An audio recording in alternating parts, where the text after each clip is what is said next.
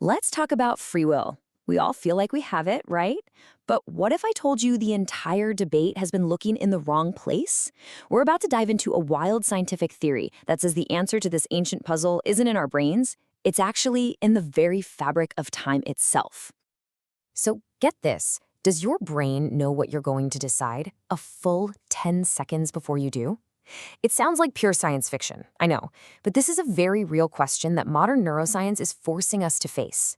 There have been these mind-bending experiments that show your brain activity can literally predict a choice you're about to make, way before you're even aware you've made it.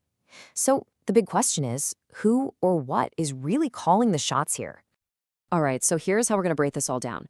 First, we'll look at that crazy experimental evidence. Then we're going to get into a pretty radical theory that says time as we know it might not even be real. We'll visualize reality as this solid 4D object and then use that idea to try and solve the whole free will puzzle. And finally, we'll wrap up by asking, what does this all mean for what it is to be conscious? Okay, let's dive right in. We're going to start with this scientific mystery that's been, well, haunting neuroscientists for decades now. And believe it or not, this whole massive puzzle really kicks off with something super simple, a clock, and a person making a choice. Okay, this timeline is just wow. It's genuinely staggering when you look at it. There was this huge landmark study where scientists could use brain scanners to predict which buttons someone was going to press a full 10 seconds before the person themselves knew what they were going to do. 10 seconds. And as you can see, other studies started to fill in the gaps. They found this whole cascade of activity. You've got neurons firing, something called a readiness potential building up, and all of this is happening way, way before that aha moment of decision, which scientists call the W time. I mean, this just turns our whole idea of conscious choice completely on its head. And, this isn't some brand new thing. This whole puzzle really got its start way back in 1983 with these famous experiments by a guy named Benjamin Libet. He was the first one to show that this unconscious brain activity, that readiness potential we just mentioned, actually happens before you're consciously aware of your will to act. And that right there, that created what everyone in the field now calls the temporal problem of free will. So for decades, right, the whole argument has been about the brain. What is the brain doing? But what if we've been asking the wrong question entirely? What if the whole premise is flawed? There's this new theoretical framework that suggests the key to unlocking this paradox isn't in our neurology at all. It's in our deeply flawed, everyday assumption about how time itself actually works. Okay, this is where it gets really mind-bending. The whole theory is built on something it calls the no-ontic present axiom. And ontic is just a fancy word for, relating to reality at its most fundamental level. So what this is saying is that the present moment, that now, that you and I feel all the time, it doesn't actually exist as a special, privileged moment in the universe. Our feeling of time flowing, from past to future, according to this, it's a powerful but complete illusion. All right, so if time isn't this flowing river, then what is reality? Well, the theory asks us to stop thinking about reality like a movie that's playing out in front of us and start thinking of it more like a giant, finished sculpture, a sculpture that already exists in its entirety.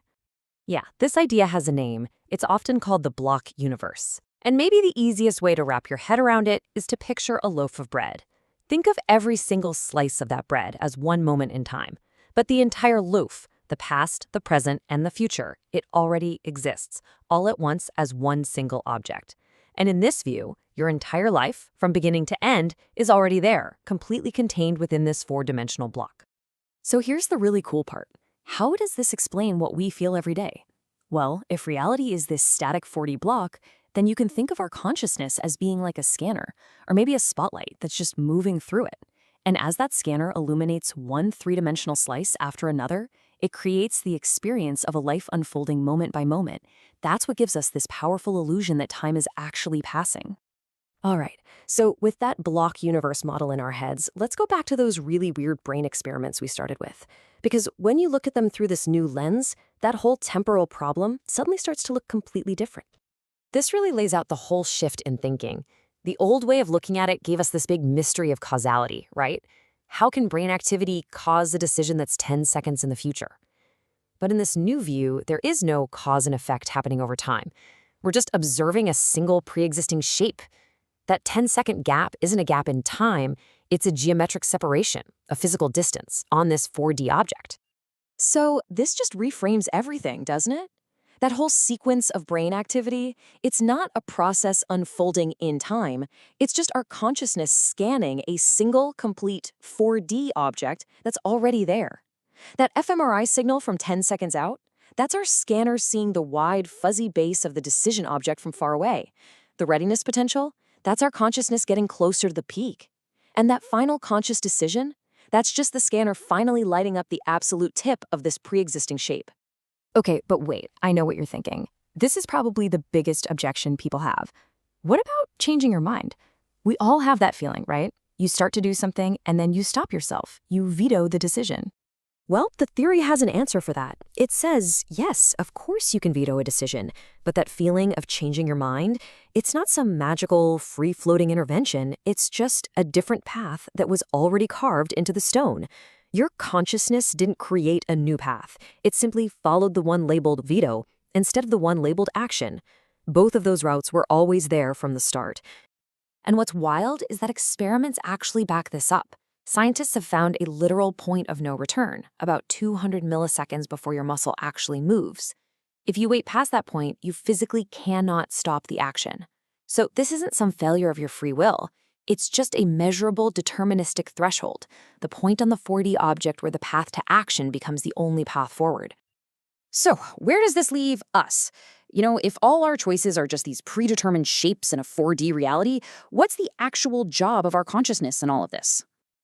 Essentially, this theory gives us a brand new dictionary to talk about these concepts. What we used to call unconscious determinants. Well, that's now seen as a constraint from the future shape of the 4D object.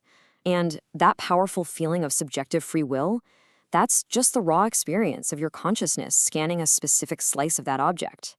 The whole language of cause and effect just gets swapped out for the language of pure static geometry. Now, this is super important. The theory isn't saying your feeling of free will is fake. That experience is 100% genuine, but it completely reframes what that feeling is. Consciousness isn't some ghost in the machine pulling the levers. It's more like the spotlight that illuminates the actors already on the stage.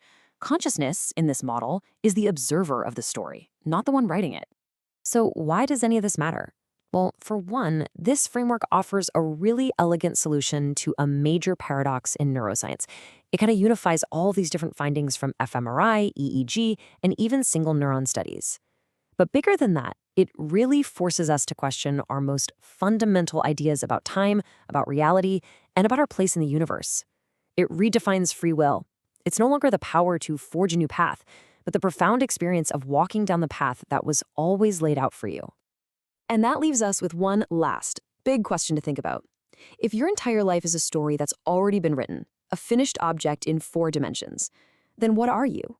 Are you the character, living it out moment by moment, completely unaware of what's on the next page? Or are you the reader, simply turning those pages one by one, experiencing a story that was complete before you even began?